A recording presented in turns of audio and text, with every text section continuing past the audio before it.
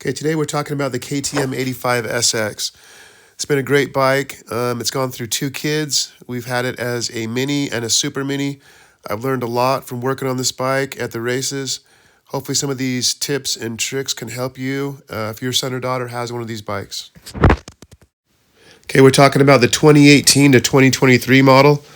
They haven't really done many changes to the bike since 2018 to 2023, and who knows when they'll make changes to this bike. So 2018 to 2023 for now.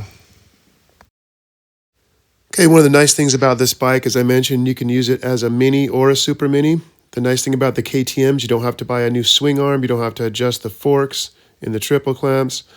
All you do is have to get bigger wheels. You have to get a little bit bigger sprocket from a 46 to a 49. You got to extend the chain a little bit longer, but beyond that, you don't have to do much. You can get an optional stiffer rear spring for it from KTM, which I got. You can get a little bit taller seat from them if you want, if your kid's quite a bit bigger on the Super Mini. But it's a great bike because you can use one bike for Mini and Super Mini, which is nice. If you do want to make it a true Super Mini, of course, you'd have to get the optional 105 cylinder kit. Okay, first thing, let's talk about jetting. I've tested this bike at sea level, 5,000 feet, from 40 degrees Fahrenheit up to over 100 degrees Fahrenheit. Here's what I settled on the jetting. First, the needle. The optional needle that comes with the jet pack with the bike is an NRJC. Put that in the number 2 position. That's 1.5 clips leaner than stock. I put it there and I left it there, and that was a nice needle position as the stock needle was very rich. So that needle position seemed to work well at those varying conditions. Next, moving on to the pilot jet. I used the manual, as you can see here on the screen, for the temperature and elevation. Whatever it called for on the pilot, I would generally go one pilot smaller than what it called for. That seemed to work well and create the least amount of spooge out of the exhaust, and it kept the bike running well. Moving on to the main, I pretty much stuck with whatever the manual called for on the main jet, depending on temperature and elevation. Especially if your kid is screaming the bike or on the pipe a lot, stick to the main jet that it calls for. I should note that I did lose one bottom end on this bike. It was a cold morning at the motocross track, and I had the main jetted a little too lean. I also had some octane booster in there, which was a dumb idea. I forgot, and I put 85 octane in the two-stroke tanks. But anyway, that's the jetting suggestions that I would run with. So again, that's the jetting specs that I stuck with. The NRJC second clip position, which is 1.5 clips leaner. One less on the pilot, and just run the main jet that it calls for. Good luck with that. How to jet this bike? This pretty much applies to most two-strokes.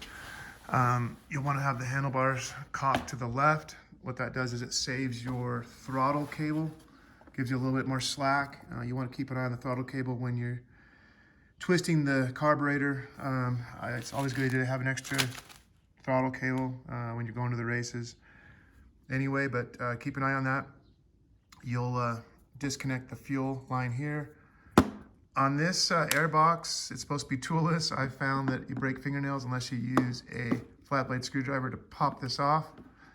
There's a tab here and a tab here, but anyway, to pop this bottom one off, save yourself and use a flat blade screwdriver. Get that off. 10 millimeter nut here on the case saver, 8 millimeter nut here on the case saver. Remove the case saver. That'll give you a little bit more room to access the bottom of the carb once you rotate it towards you, the bottom of the carburetor towards you. Pull the, I already pulled this one off, but this guy is going to be here. Give yourself some slack on the vent hoses down here. In other words, pull those up and towards you a little bit. Give yourself some slack so that 6 millimeter on the band clamps on the intake and then the front of the carb. Loosen those up, those band clamps, those two, and then you should be able to rotate the bottom of the carb towards you. Again, keep an eye on that throttle cable. It will get pinched against the pipe here, so just be careful. Bottom of the carb on this one, I believe it's a 14 millimeter. Most two strokes are a 17, but this one's a 14. PWK 28 or something, I think. Anyway, pull the nut off the bottom of the carb, and you should be able to easily access the main jet with this case saver out of the way. It'll be rotated towards you, to 45. You can get the 6mm nut on the main jet. And then if you need to get the pilot off, sometimes on this one, you'll have to loosen the bottom of the float bowl, kind of move the float bowl a little bit towards the front of the bike and down, and then get yourself a nice little flat blade. I ground this one down so it didn't strip out the carb. So you can see how narrow it is through the center here, just to be able to get the pilot off. But get yourself a nice flat blade to get the pilot and the main jet off. Don't over tighten those when you put them back on. You just need to get them snug. You go too tight, you'll break them. It's just brass. It's pretty soft metal. I actually replaced, the top of the carb and then the nuts on the float bowl as well with some hex head cap screws rather than Phillips, because you'll strip those out over time. But that's pretty much it to jet the,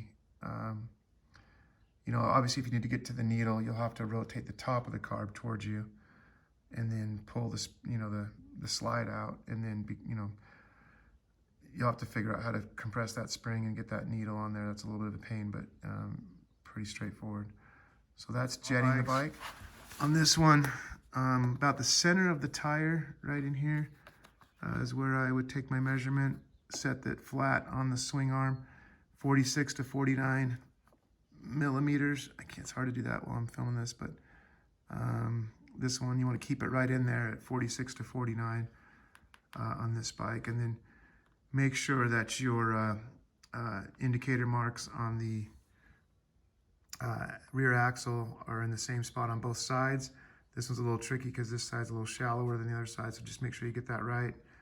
And then also rotate that rear tire, make sure it's not cockeyed to one side or something. And you do have that, in fact, set correctly on both sides. I also would replace my chain adjuster nut here with a titanium nut, because these things will get stripped out really easy as well. That goes on all my bikes. I do that. A couple other maintenance items: clean the spark plug or change it before every race. Do yourself a huge favor there. When you change out the grips, use the cam that came with the bike and the grips. It's a much better cam. It fits better. It holds the cable in place better. If you need a new OEM one, buy the OEM grips and you'll get the cam. Just a tip there. Like I said, change out the spark plug, keep that clean. There's a white wire. I don't know, it's supposed to, when you unplug it, it's supposed to limit the bike when they're learning. You plug it back in, it gives it full RPM. A lot of guys say you want to cut this off and just hardwire it, which I did. I don't know if that's super necessary or not. Okay, doing the top end on this bike really quick. This, obviously, pretend this cylinder is on the bike. This is actually the 105 cylinder for the 85, the 105 kit. But anyway, just the same principle applies. When this is on the bike and you are setting your, I think it's called the X dimension, get the Nihilo tool. I would recommend that over any of the others that are out there. I had some issues with one of the other ones I bought, but anyway, this is the 85. Here's the 105. We'll use this one because it's what it is. Same principle. X dimension. Set it flat when the cylinder's on the bike and the piston's in. It just, when you rotate the piston, it should barely come up and just barely kiss this tool. You want it kind of centered across that that hole, that cylinder. But it should just barely come up. Make sure it's centered. Make sure it's flat. No gaskets in here yet, and it should just barely kiss the tool. I mean, almost like if there's some, some two-stroke oil on there, you should just get a little bit of suction from the two-stroke oil is all you should get. And that's it. And how you change that X dimension is with the base gaskets. Get yourself the set of base gaskets. I think you can buy it from KTM. Different thicknesses, write down the different thicknesses, and then you can go in 0.05 millimeter increments. You can see on this one, when I last did it, I settled on a 0.75 thick gasket by combining, I didn't even write down what I used to combine with that, but anyway, you can see here a 0.4 thick and a 0.4 thick equals obviously a 0.8. You add those together. and so on and so forth. So, you know, again, 0.05 millimeter increments, you know, until you get it right, where it just barely kisses that tool. And that's kind of what you want to go for on that. And then you've also got the, I think it's called the Z dimension. It's just basically the power valve flap. I'm going to need the 85 tool, or sorry, the 105 tool. That's going to go, it's going to be hard to do while I'm filming this, but it's going to go right in there. And basically when the flap is closed, am I saying that right? Yeah, so the flap is down. The power valve is closed, or the flap is down. You should barely just be able to get that in there. And what I do is I'd actually hold this down while I put that tool in there and make sure that I've got it adjusted correctly. And then you can change your adjustment with the screw. This is the, by the way, this is the 105 cylinder I'm showing you here. This is not the 85 cylinder, but it's pretty much the same principle. The only difference is the 105 cylinder is different on this side quite a bit, but anyway. So that's your X and your Z dimension, I believe, on the, when you're doing a top end. That was the only thing that was a little bit, you know, interesting to deal with. Again, you've got that little concave part of the tool there to check that. It should just barely come up and kiss the tool when it's on the bike, and you've got the correct base gasket thickness here. The other thing you'll want to do when you do a top end is when you connect the linkage back onto this ball when it's on the bike, you don't want it to be opening the power valve. Does that make sense? In other words, you wouldn't want to connect this and have this being pushed up. It shows you this in the manual, but it was a little bit confusing. You'd want to be able to connect this linkage and have it just slightly pulling down with a little bit of tension, because obviously you want your power valve to be fully closed, and then, well, it's closed as far as it'll close. It doesn't fully close off the cylinder, but you know what I mean, closed, and then be able to open all the way. So just keep that in mind when you're setting that up as well. That was the other thing that was kind of a little bit different on the 80. Okay, power valve adjustment. Robertson wrench, you can adjust it right here. It will control when the power valve opens, at what RPM it opens. You can, you know, tighten it or loosen it. Play around with that. I do it in small increments if I was you. If you feel like the person before you or you got this setting way off and you can't find the indicator mark anymore, the little paint mark, you can set it back to factory spec. It's about, I call it KTM, it's about 2 to 2.5 turns out from fully turned in. If you want to get it exact, you're going to need a tachometer. I got this one, wrapped it around the spark plug wire, and watch the RPMs. It's kind of a pain, but once it gets to 7,350 RPMs, you can take this cover off right here and watch it when it starts to bubble and shake. At 7,350 RPMs, that's where you want the setting.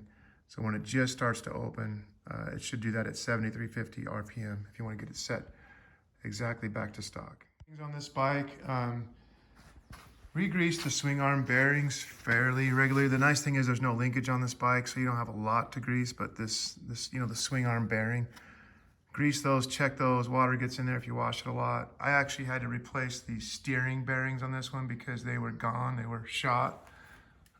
Once on this bike, they're kind of a hassle to change, but check those, check the steering bearings, grease them. Wheel bearings, you know, just, you know, check those, you know, put the bike on a stand, hold the bike steady, and check the bearing, make sure there's no movement front and rear on your wheel bearings. A couple other things on rebuilding the engine. Bottom end, just the only thing I'll mention is the primary gear nut is a reverse thread. Please keep that in mind when you're removing that. It's good to have a, you know, lockup tool and a few other things to get that off. Lockup tool, I mean this guy right here. That's helpful in removing the bottom end. Okay, bleeding the clutch. You want to force fluid from the bleeder nipple up to get it bled correctly. This bike does have a little trouble finding neutral, especially as it gets older, and I've tried everything to make that better, from changing out the clutch basket, bleeding this, changing out the slave cylinder gaskets, and it still didn't help much. So that's how you bleed it. You need some type of a tool. You can buy one of these. I kind of homemade this guy here to on a KTM to be able to force fluid from here up and through. Same thing with the brakes. You can use this to bleed the brakes as well. Lastly, have fun with your kids and be safe. They grow up way too fast, so spend as much time with them as you can. Thanks.